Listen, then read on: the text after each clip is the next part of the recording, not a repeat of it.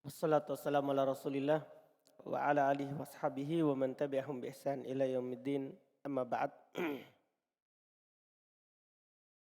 Alhamdulillah, kita lanjutkan pelajaran baca dan terjemah kitab dengan membaca Syarhul Arba'in An-Nawawiyah karya Syekh Ibnu Utsaimin rahimahullahu taala. Kita tentunya masih di hadits kedua. Insyaallah hari ini selesai dari pembahasan lafadznya, kemudian kita lanjutkan dengan faedah. Kita baca. Bismillahirrahmanirrahim. Alhamdulillahilladzi arsala rasulahu bil huda wa dinil haqq liyudhhirahu 'ala ad-dini kullihi walau karihal musyrikun. Asyhadu an la ilaha illallah wahdahu la syarika lahu wa asyhadu anna Muhammadan 'abduhu wa rasuluh. Qala asy-syarih rahimahullahu fi kitabih 'anil hadits ats-tsani. Qala fa akhbirni 'anis sa'ah. Lam yu'id qawluhu sadaqta iktifa'an bil ula. Wa sa'atu hiya qiyamun nasi min quburihim li rabbil alamin, yani al-ba'tsu. Fasumiyat sa'atan li'annaha dahiyatun 'azimatun. Qala Allah ta'ala, qala Allah 'azza wa jalla, ya ayyuhan nasu ittaqu rabbakum inna zalzalatas sa'ati syai'un 'azim. Faqala an-nabiy sallallahu alaihi wasallam, mal mas'ulu anha, yani nafsuhu sallallahu alaihi wasallam. Bi'a'lama minas sa'il, يعني جبريل عليه السلام. والمعنى إذا كنت تجهلها فأنا أجهلها ولا أستطيع أن أخبرك بها لأن علم الساعة مما اختص الله به عز وجل. قال الله تعالى يسألك الناس عن الساعة قل إنما علمها عند الله وما يدريك لعل الساعة تكون قريبا. وقال الله عز وجل يسألونك عن الساعة أيان مرساها قل إنما علمها عند ربي لا يجليها لوقتها إلا هو ثقلت في السماوات والأرض لا تأتيكم إلا بغتة يسألونك كأنك حفي عنها قل إنما علمها عند الله ولكن أكثر الناس لا يعلمون. ولهذا يجب علينا أن نكذب كل من حدد عمر الدنيا في المستقبل ومن قال به أو صدق به فهو كافر. Ini yang terakhir ini faedah setelah ayat itu. Dari beliau, kalau ada orang mengetahui, mengaku bilang akan dekat hari kiamat atau kapan terjadinya. Masya Allah. Terjemahkan. Kemudian dalam sebuah hadis Jibril mengucapkan, kabarkanlah kepadaku tentang hari kiamat. Jibril tidak mengulangi ucapannya shadaqta karena sudah tercukupkan dengan yang pertama. As-sa'ah adalah bangkitnya manusia dari kuburan mereka menghadap Rabb semesta alam. Artinya hari kebangkitan. Dinamakan dengan sa'ah karena dia adalah bencana yang sangat dahsyat. Allah Subhanahu wa taala berfirman, Allah Azza wa Jalla berfirman, hai manusia, bertakwalah kepada Allah Tuhanmu, bertakwalah kepada Tuhanmu. Sesungguhnya kegoncangan hari kiamat itu adalah suatu kejadian yang sangat dahsyat. Maka Nabi SAW mengatakan, yang ditanya tentang hari kiamat, yaitu Nabi SAW itu sendiri tidak lebih tahu daripada yang bertanya, yaitu Jibril alaihissalam.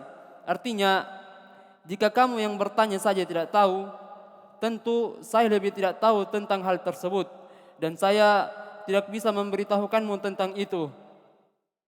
Karena itu adalah dari perkara yang Allah Azza wa Jalla khusus tahu tentangnya. Allah Subhanahu wa taala berfirman, manusia bertanya kepadamu tentang hari berbangkit.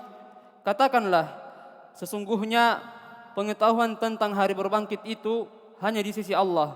Dan tahukah kamu, boleh jadi hari berbangkit itu sudah dekat waktunya. Kemudian firman Allah Azza wa Jalla, mereka menanyakan kepadamu tentang kiamat. Kapankah terjadinya? Katakanlah, sesungguhnya pengetahuan tentang kiamat itu adalah pasti pada sisi Tuhanku. Tidak seseorang pun yang dapat menjelaskan waktu kedatangannya selain Dia. Kiamat itu amat berat huru-haranya bagi makhluk yang di langit dan di bumi. kiamat itu tidak akan datang kepadamu melainkan dengan tiba-tiba. Mereka bertanya-tanya kepadamu seakan-akan kamu benar-benar mengetahuinya. Katakanlah, sesungguhnya pengetahuan tentang hari kiamat itu adalah di sisi Allah, tetapi kebanyakan manusia tidak mengetahui. Ini jelas ya.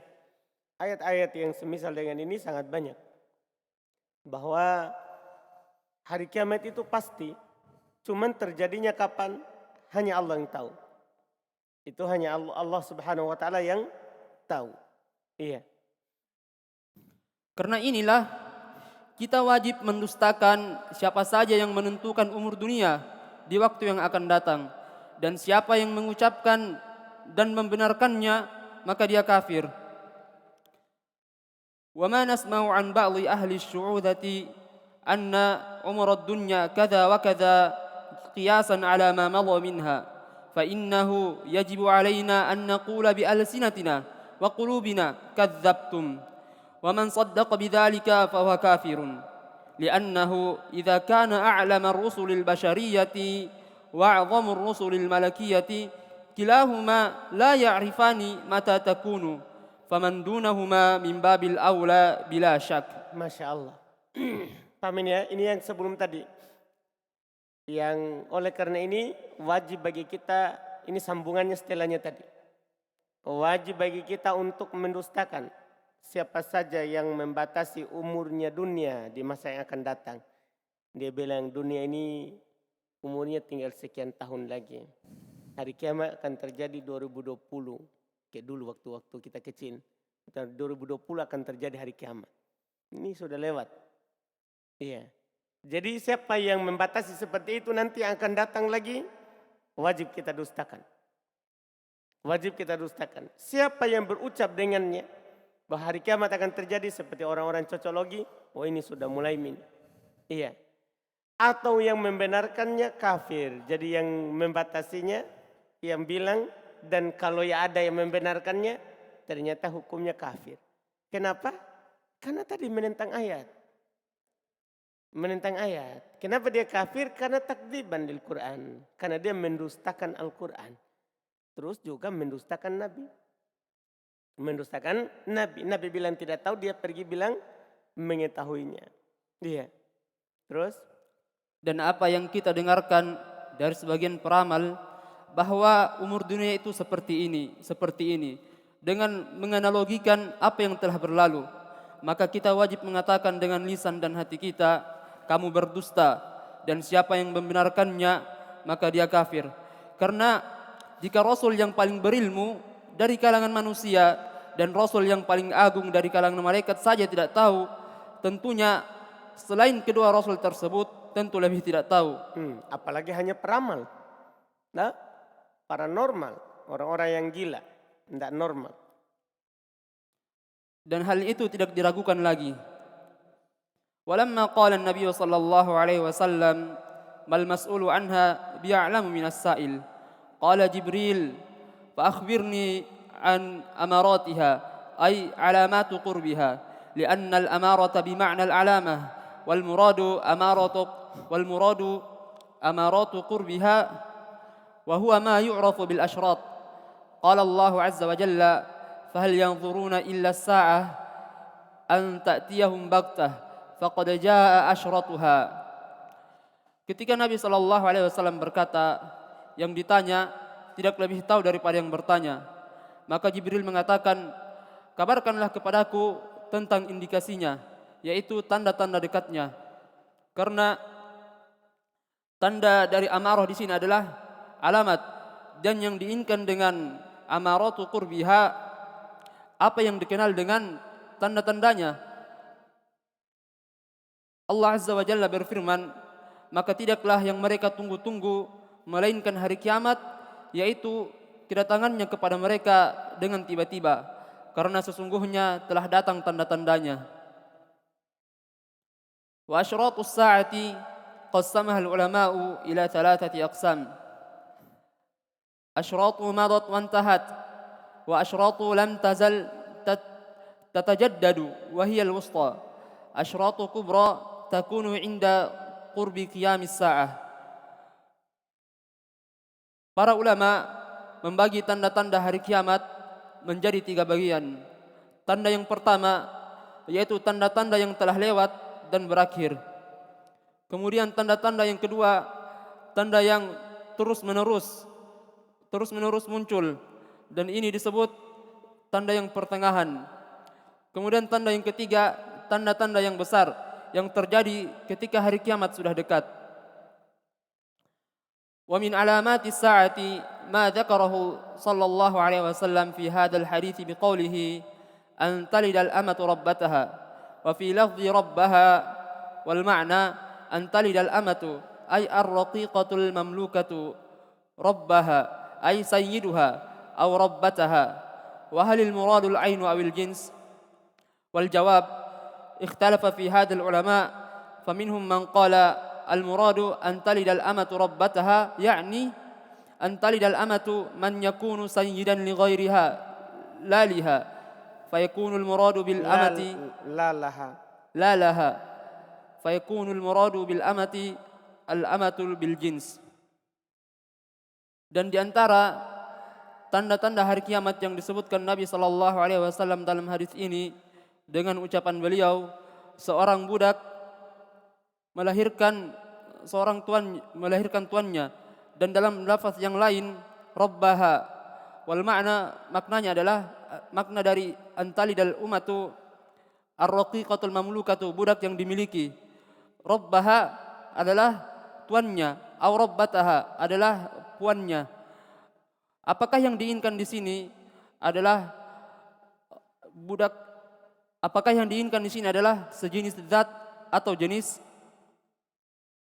Wal jawab ikhtalafa fi hadzal ulama faminhum man qala al muradu an talidal amata rabbaha yani an talidal amatu man yakunu sayyidan li ghairiha la laha. Jawabannya, ulama berbeda pendapat tentang hal ini. Maka sebagian berkata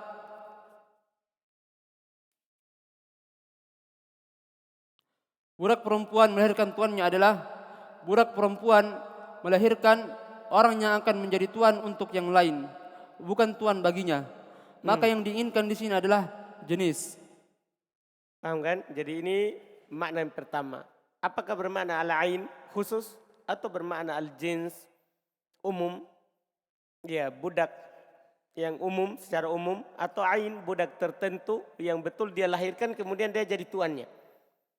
Paham makna al-ain kan?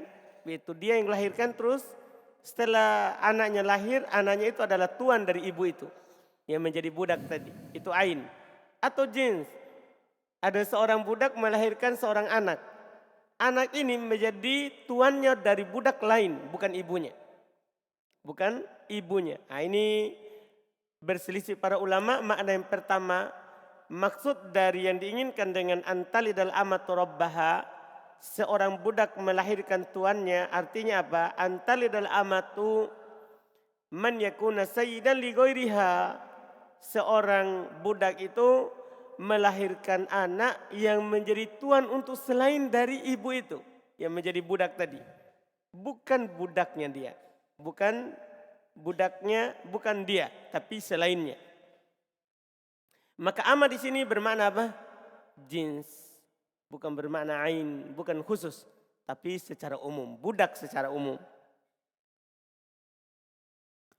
Wa qila al-ma'na innal amata bil aini talidu sayyidaha aw sayyidataha bihaitsu yakunu al-maliku qad awlada amatahu wa ma'na awladaha ay anjaba minha fayakunu hadzal waladu alladhi anjabathu sayyidan laha imma li'anna abahu sayyiduha wa imma li'anna sawfa yakhlufu abahu fayakunu sayyidan laha.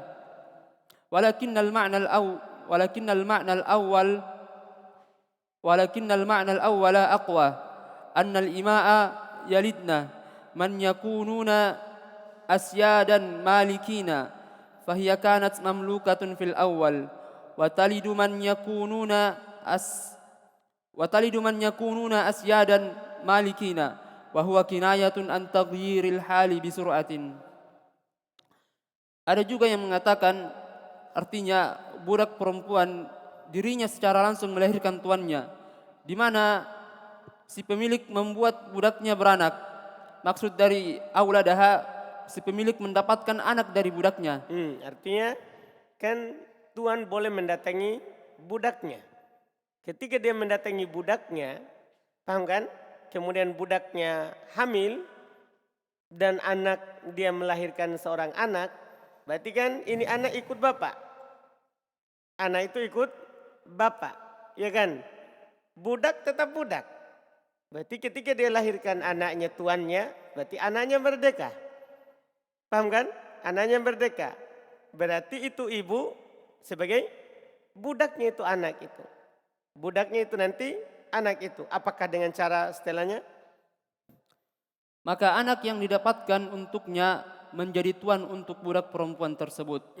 Bisa jadi karena bapaknya adalah tuannya. Dan bisa jadi anak itu akan menggantikan posisi bapaknya. Maka dia akan menjadi tuan untuk budak perempuan tersebut. Paham kan? Jadi masih anak itu menjadi penguasa, misalnya menggantikan bapaknya, maka si ibunya tadi berarti menjadi budaknya itu anak. Budaknya itu anak, diwariskan ke anak. Akan tetapi makna yang pertama lebih kuat, bahwasanya para budak perempuan melahirkan orang-orang yang akan menjadi tuan-tuan dan yang memiliki mereka. Dan budak itu telah dimiliki sejak awal. Dan budak itu melahirkan orang yang akan menjadi tuan-tuan yang memiliki mereka. Ucapan tersebut merupakan kiasan akan begitu cepatnya perubahan kondisi mereka. Ya. Ini yang belum pilih. Yang lebih kuat makna yang pertama. Itu nanti tanda hari kiamat. Yang menjadi penguasa adalah budak. Pada asalnya menjadi penguasa bukan budak. Tapi nanti itu adalah yang menjadi penguasa adalah anak-anaknya budak. Berubahnya keadaan. Tadinya dia sebagai budak, sekarang dia jadi penguasa. Korinanya dengan setelahnya juga. Nanti akan belok katakan, yang menunjukkan makna ini kenapa dipilih karena setelahnya. Kamu melihat nanti ada orang miskin, pengembala, tidak berpakaian, terus berlomba-lomba dalam membangun bangunan. Paham kan? Artinya orang-orang miskin, bahkan tadi dari kalangan budak, dia menjadi pemimpin. Nah, ini yang diinginkan, belum pilih. Terus ويدل لهذا ما ذكره بعد ذلك حيث قال وأن ترى الحفاة العورة العالة. الحفاة يعني ليس لهم نعال، والعراة أي ليس لهم ثياب تكسوهم وتكفيهم. العالة أي ليس عندهم ما يأكلون من النفقة أو السكنى أو ما أشبه ذلك. عالة أي فقراء. Dan yang menunjukkan hal ini, apa yang Rasulullah sallallahu alaihi wasallam sebutkan setelah itu, ketika Rasulullah sallallahu alaihi wasallam mengatakan wa antaral hufatal uratal alata. Al-hufa yakni mereka yang tidak memiliki sandal. Wal uratu mereka yang tidak memiliki pakaian untuk menutupi dan mencukupi mereka. Al-alah mereka yang tidak memiliki apa yang mereka dapat makan dari kebutuhan mereka, atau mereka tidak memiliki tempat tinggal, atau apa yang serupa dengan itu. Atau dengan kata lain, al-alah adalah orang-orang yang fakir. Yatatawaluna fil bunyan ay yakununa aghniya hatta yatatawalu fil bunyani ayyuhum atwal. Wa halil muradu bitatawuli irtifa'an aw jimalan aw kilahuma? Al-jawab kilahuma. Ay yatatawaluna fil bunyani ayyuhum a'la wa yatatawaluna fil bunyani ayyuhum ahsan. Wa hum fil awwali fuqara'un la yajiduna syai'an lakinna taghayyara al-hal lakin taghayyara al-halu bi sur'atin mimma yadullu ala qurbis sa'ah. Saling berlomba-lomba meninggikan bangunan, yaitu mereka menjadi orang-orang yang kaya, sampai-sampai mereka saling meninggikan bangunan siapakah yang paling tinggi. Padahal mereka dulunya adalah orang-orang yang fakir, tidak punya apa-apa. Akan tetapi kondisinya berubah. Kondisinya berubah dengan cepat dan itu merupakan perkara yang menunjukkan akan begitu dekatnya hari kiamat. Masya Allah. Wa huna mas'alatun hal Tuh, tadi dibaca tadi itu ya jawabannya. Apa yang diinginkan dengan tatawul? Udah diterjemah juga? Apa yang diinginkan dengan tatawul? Berlomba-lomba di sini apakah irtifaan atau jamalan? Atau apakah berlomba-lomba untuk tingginya atau keindahannya? Itu ya. Jawaban Syekh kilahuma. al-jawab kilahuma ay yatatawaluna fil bunyan ayyuhum a'la wa yatatawaluna fil bunyani ayyuhum ahsan wa hum fil awwal al-fuqara la yajiduna sya'an lakinna taghayyara al-halu bi sur'atin mimma yadullu ala qurbi as-sa'ah. Wa huna mas'alatun hal wajada at-tatawulu fil bunyani am la? Wal jawab Allahu a'lam fa innahu qad yujadu ma huwa a'zamu mimma fi hadha az-zaman lianna kulla unasin wa kulla jilin yahduthu fihi min at-tatawuli wat-ta'ali fil bunyan wa kullu zamanin yaqulu ahluhu hadha min asyrati as-sa'ah wallahu a'lam lakin hadha alamatun wadhihatun. Iya, ini pertanyaan. Hal wujidat tatawul fil bunyan amla? Apakah sudah ada di sekarang? Paham kan? Apakah sudah ada sekarang saling berlomba-lomba dalam bangunan atau tidak? Apa jawabannya? Wal jawab, jawabannya adalah Allahu a'lam. Karena sungguh terkadang ini jawaban yang tepat. Maksudnya ketika apakah sekarang ini tanda hari kiamat karena orang sudah lomba-lomba semua bangunan tinggi atau mempercantik bangunannya? Wallah alam. Tidak ada juga yang tahu apakah itu karena setiap dan masa dikatakan wah ini sudah bangunan banyak. Karena sungguh terkadang didapati sesuatu yang lebih besar yang ada pada zaman ini. Karena setiap manusia dan setiap generasi yang dimana di situ terdapat saling berlomba-lomba mendirikan bangunan dan meninggikan bangunan. Setiap zaman berkata orang-orang yang hidup di zaman itu, ini diantara tanda-tanda hari kiamat. Wallahu a'lam. Akan tetapi ini adalah tanda yang begitu jelas. Artinya yang jelas tanda yang begitu jelas adalah orang sudah berlomba-lomba membangun bangunan. Tadinya orang miskin. Tapi apakah sekarang ini dengan banyak bangunan yang tinggi sudah menjadi tandanya? Ya tidak bisa dipastikan. Wallahu a'lam. Paham kan? Iya, tidak bisa kita katakan, oh Saudi mulai tinggi-tinggi bangunannya. Iya, belum tentu kan mereka bukan pengembala kambing. Mereka bukan orang yang tidak bersandal. Iya kan? Mereka orang kaya memang asalnya. Ini kan disebut tidak bisa kita pastikan. Bahwa, maka jawaban paling pokok adalah jawaban Syekh bilang, wallahu a'lam. Thumma intalaqa falabithtu maliyan, yakni baqitu maliyan, ay muddatun tawilatun, kama fi qawlihi ta'ala, wahjurni maliya, ay muddatun tawilatun. Qila 3 ayyamin, wa qila akthar, wa qila aqallu, walakinnal ma'ruf annal maliya, yakni az-zamanut tawil. Kemudian dia pun beranjak pergi, maka saya terdiam beberapa lama. Maksudnya adalah tinggal beberapa lama atau dengan waktu yang panjang. Sebagaimana dalam firman Allah Azza wa Jalla, maka tinggalkan aku buat waktu yang lama, yaitu beberapa lama. Sebagian berkata muddatun tawilatun adalah 3 hari, sebagian berkata lebih dari 3 hari, dan sebagian yang lain berkata kurang dari 3 hari. Akan tetapi yang ma'ruf adalah al-maliya, waktu yang lama. Thumma qala ya Umar wal qailun Nabi sallallahu alaihi wasallam atadri manis sa'il? Qultu Allahu wa rasuluhu a'lam.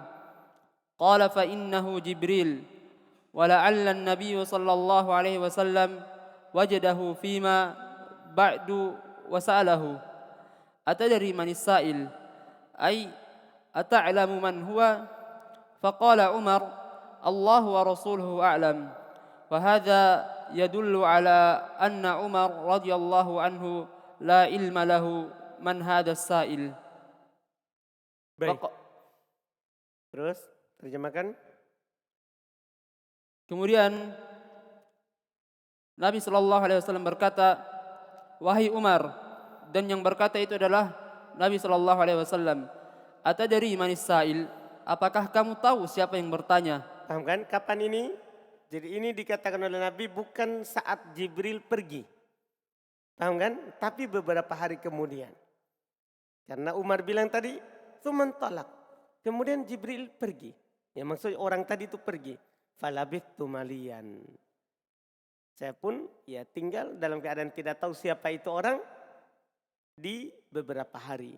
Bisa 3 hari, bisa lebih dari 3 hari, bisa kurang dari 3 hari. Karena makna malian apa?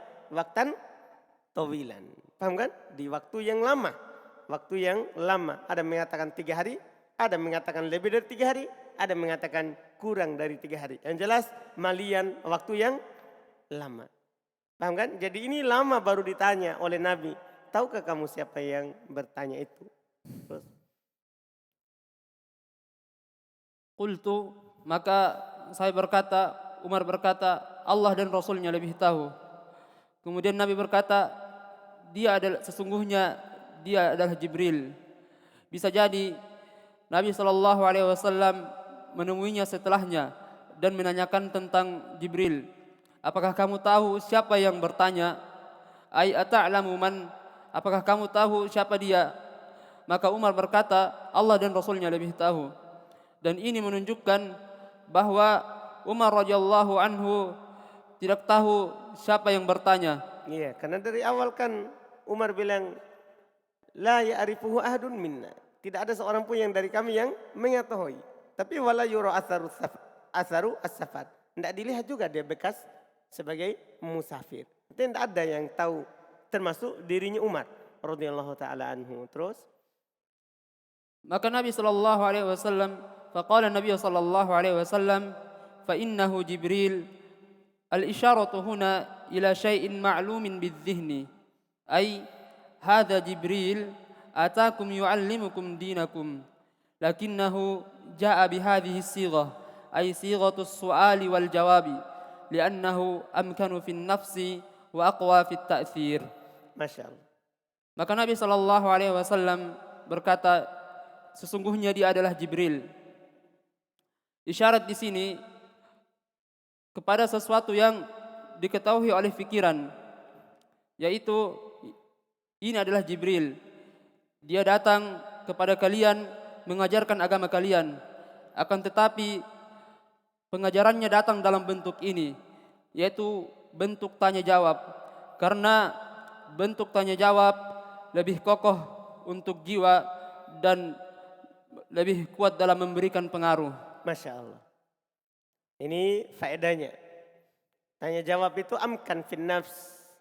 Lebih kokoh dalam diri. Maksudnya ketika orang ditanya baru dia jawab, maka lebih melengket dan lebih kuat pengaruhnya. Lebih kuat pengaruhnya daripada penyampaian biasa.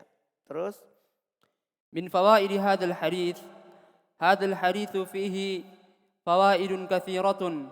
Falau arada al-insanu an yastanbata ma fihi min al-fawaidi mantuqan wa mafhuman wa isyaratan lakataba mujalladan. Lakin nashiru isyaratan qalilatan ila ma yahduruna insyaallah ta'ala.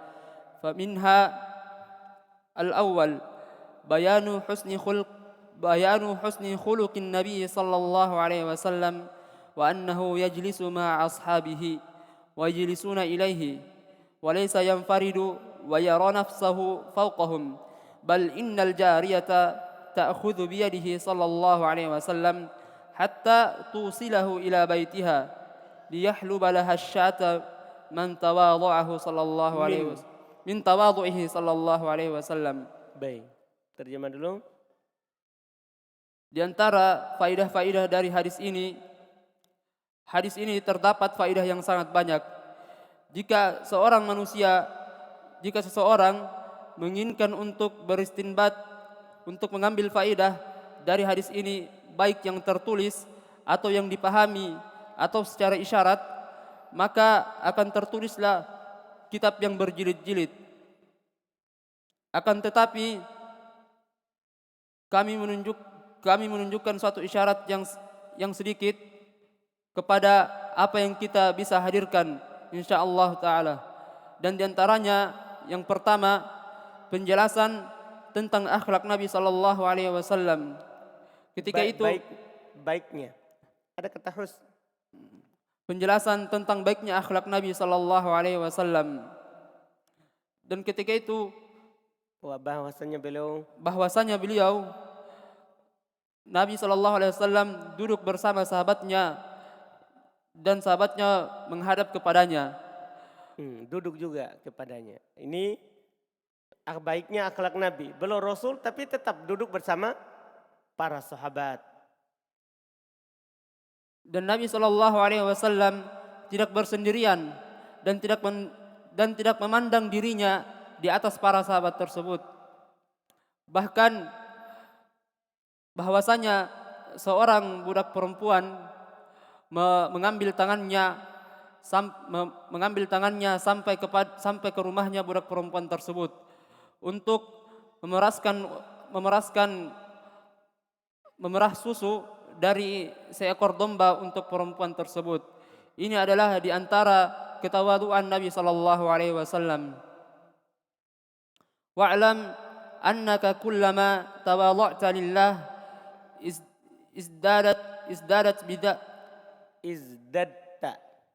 izdatta bidzalika rif'atan lianna man tawadha'a lillahi rafa'ahu Allahu azza wa jalla.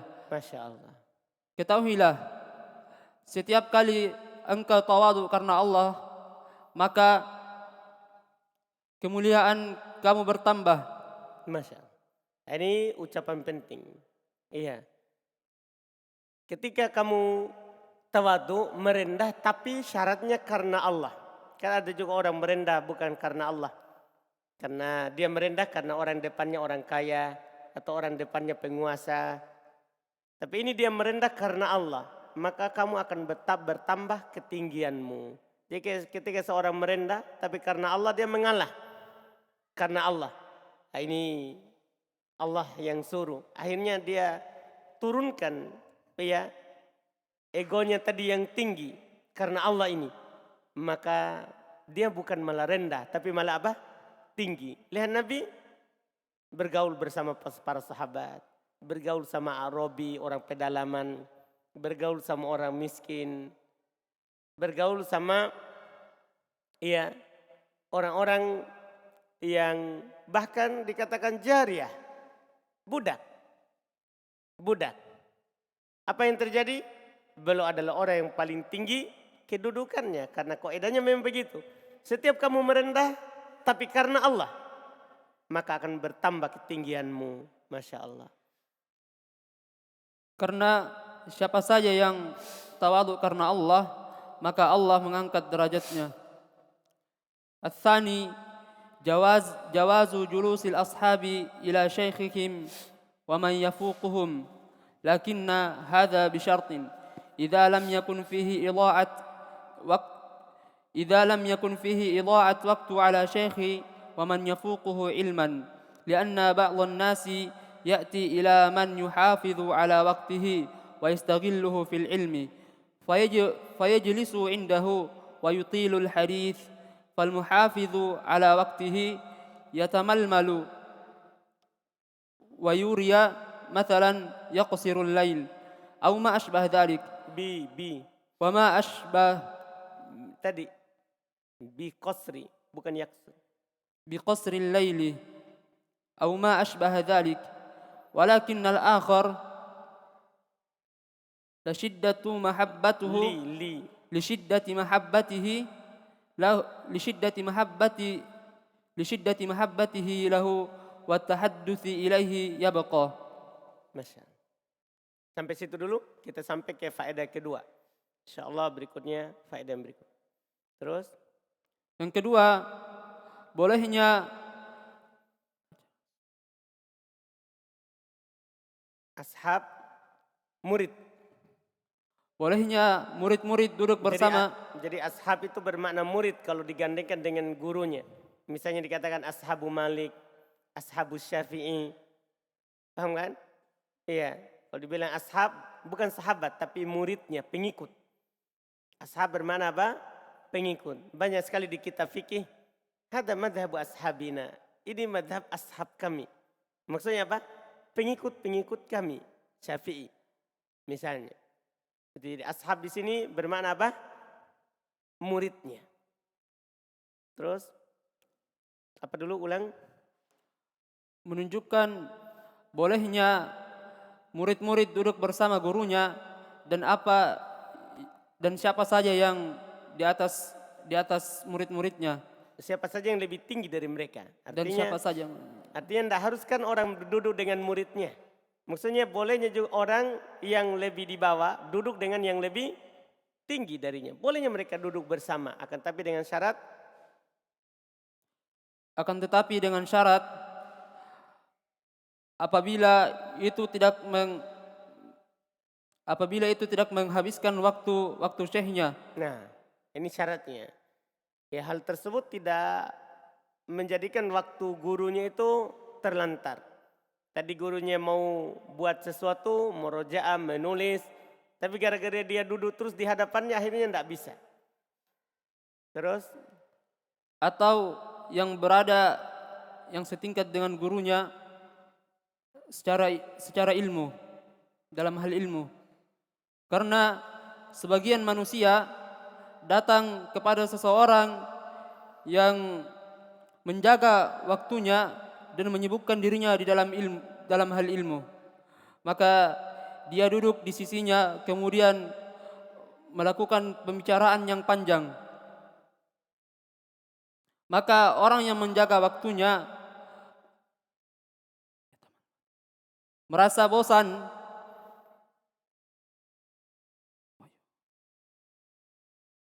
Maksudnya, jadi itu jelas ya. Ketika orang yang suka menjaga waktunya, kemudian datang orang duduk cerita di hadapannya, maka orang ini akan merasa bosan. Orang ini akan merasa bosan ketika diajak cerita. Iya, sebagian masyayikh kita lihat seperti itu. Kalau ada orang datang, dia tidak bisa bilang cukup dulu. Iya, tapi yang datang ini cerita terus dengannya. Cerita terus dengannya. Iya. Cerita terus dengannya sampai syekh ini sudah menampakkan dia sudah bosan. Tapi si ini tidak paham kalau syekh sudah bosan. Sudah bosan. Saya pernah dapatkan seperti itu. Ada orang masuk kepada syekh. Dia cerita terus panjang. Syekh sudah menunjukkan gerak-gerik bahwa belum mau istirahat. Belum mau istirahat. Tapi dia tidak paham. Dia tidak paham kalau syekh. Ya, ketika saya tanya kenapa kita tidak paham syekh sudah bergerak kiri kanan. Oh, saya kira syekh mau ditemani. Sudah jam segitu, sudah habis mengajar. Bilang lagi syekh mau ditemani. Seperti itu sebagian orang begitu. Terus. Wa yuri mathalan bi qasril laili aw ma ashbah dzalik, dan apa yang semisal dengan itu. Akan tetapi yang lain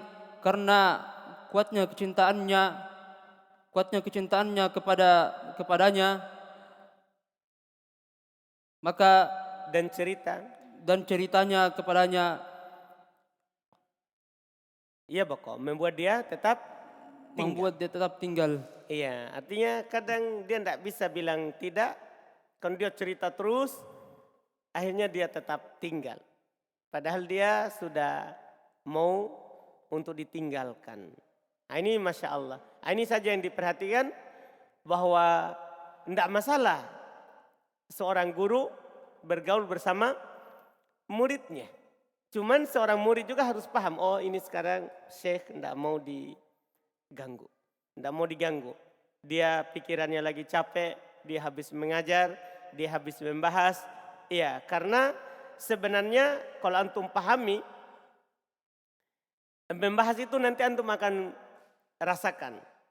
Membahas sesuatu itu lebih capek daripada bekerja. Apalagi masalahnya sulit didapat. Sudah cari kemana-mana belum dapat juga. Di mana ini dibahas. Apa pendapat yang kuat, apa komentarnya. Karena seorang membuka buku lebih banyak. Seperti Syekhul Islam Taimiyah kadang satu tafsir dia buka 70 tafsir. Dia buka 90 tafsir. Jadi 90 buku dia buka. Setelahnya kalau kita ganggu lagi. Nah ini dia. Jadi kalau dia sudah capek otaknya, kemudian kita pergi lagi bertanya atau pergi lagi bercerita. Nah, kecuali syekhnya dia memang mau bercerita, lagi mau santai-santai, nah, pasti dia mau bergaul. Pasti dia mau bergaul. Jadi ini murid, syekhnya boleh seorang syekh bergaul. Iya, boleh. Masih para salaf mereka pergi ke pasar. Bahkan ada salaf pergi ke pasar hanya mau salam dan orang menjawab salamnya. Dia tidak mau belanja. Dia hanya pergi ke pasar. Dia lewat. Dia cuma bilang Assalamualaikum, Assalamualaikum, Assalamualaikum. Dia hanya mau bergaul. Mau bergaul. Iya. Tapi sebagian waktunya dia duduk di pustakanya lama sekali. Sampai ditanya, tahannya kamu duduk seperti itu? Mereka jawab, ya saya tahan karena saya duduk bersama orang yang tidak ada gibahnya, tidak ada namimanya. Dengan siapa itu? Maksudnya duduk dengan buku. Karena duduk dengan tulisan sama dengan duduk dengan penulisnya. Kalau kita membaca sebuah tulisan seorang penulis, kita baca tulisannya, itu sama dengan duduk dengan orangnya yang sudah meninggal. Karena ini orang sudah meninggal kan tidak ada lagi gibah, tidak ada lagi namimah. Nah, ini duduk yang paling aman. Jadi sebagiannya begitu. Duduk terus begitu. Tapi bukan berarti mereka tidak bergaul. Mereka bahkan keluar ke pasar seperti itu tadi. Dipahamkan? Kan ini dari dua sisi. Syekhnya bukan berarti kalau dia sudah syekh. Oh tidak bergaul nih. Tidak bergaul, tidak. Iya. Kalau kita melihat masyayikh di Yaman juga seperti sekarang. Mereka juga mengangkat kasur. Kalau muridnya pindah kamar. Dia pergi, kamu pindah dari kamar ini ke sana. Dia angkatkan kasurnya. Padahal syekh, pimpinannya pesantren. Diangkatkan kasurnya. Kalau ada kerjasama angkat batu, ayo kita angkat batu. Dari sini kita mau angkat ke lantai 2 atau lantai 3. Dia ke bawah juga. Dia keluar, angkat, sama-sama naik. Begitu. Jangan kan syekh, Nabi juga begitu. Paling nampak di perang Hondak. Di perang Hondak. Nabi menggali juga parit bersama para sahabat.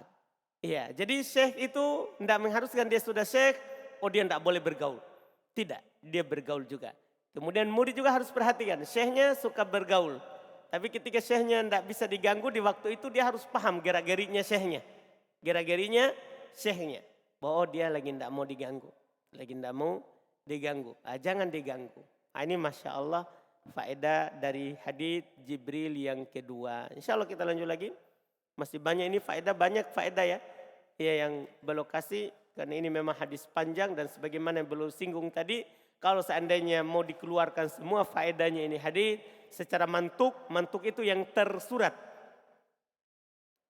Yang tersurat saja secara mantuk. Tadi kan belum katakan hadis ini faedahnya ada dari mantuk, ada dari mafhum. Mantuk itu kalau mau dikeluarkan faedah dari mantuknya yang tersurat di situ yang nampak dalam lafaz. Demikian pula setelah itu kita keluarkan faedahnya secara mafhum yang tersirat, terkandung di dalamnya, maka akan keluar kitab yang berjilid. Satu hadis ini akan keluar kitab yang berjilid. Tapi ini belum hanya berisyarat dengan isyarat yang pendek-pendek saja. Dengan yang pendek-pendek saja. Masya Allah. Kita cukupkan, insyaallah kita lanjut lagi di pertemuan besok. Siapa besok yang kita tunjuk kemarin? Setelah Muhammad Ikhwan. Muhammad Ikhwan antum namanya? Alhamdulillah. Subhanallah. Hamdik. Asyhadu an la ilaha illa anta.